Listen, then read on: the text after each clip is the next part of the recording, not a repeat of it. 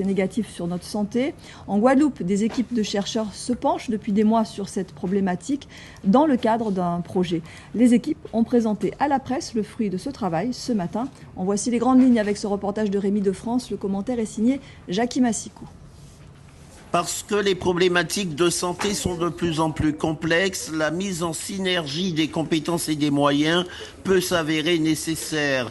C'est précisément la philosophie du projet Malin, un programme global de santé basé sur une approche pluridisciplinaire pour lutter plus efficacement contre les maladies infectieuses, humaines, animales et végétales. C'est un projet vraiment collaboratif, donc qui a fait travailler ensemble des personnes qui n'avaient pas forcément l'habitude de travailler avant ce projet-là. Donc on associe maintenant systématiquement dans l'étude par exemple des maladies vectorielles l'Institut Pasteur, le CIRAD et en fonction du type de maladie, les infectiologues du CHU par exemple.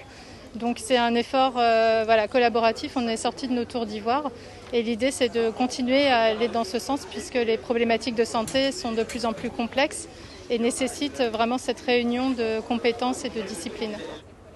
La nouvelle plateforme qui regroupe quasiment l'intégralité des opérateurs institutionnels en matière de santé était déjà en gestation depuis quelque temps. Elle vient renforcer sensiblement l'existant. Nous disposons depuis de nombreuses années d'une plateforme qui est utilisée pour faire du diagnostic d'un certain nombre de maladies animales, en particulier la fièvre du Nil occidental, en particulier la codriose.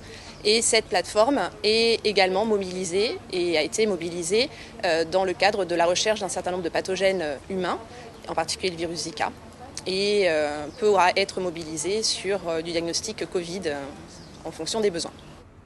La mutualisation des compétences et des moyens présente de nombreux avantages pour les équipes de chercheurs notamment, qui se concentrent davantage sur leur cœur d'activité. On a des collègues à INRAE qui travaillent aussi sur la partie végétale. Et l'idée, c'est qu'on a à la fois, on travaille sur la mise au point d'itinéraires techniques qui permettent de limiter l'utilisation des médicaments.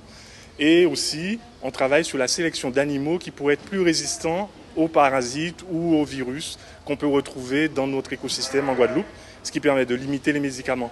On ne travaille pas, en tout cas, on peut le faire en lien avec le CIRAD, mais on ne travaille pas directement sur des pathogènes qui pourraient être des zoonoses. La pandémie oblige, les équipes de la plateforme Malin travaillent activement à identifier certains facteurs bloquants liés au coronavirus.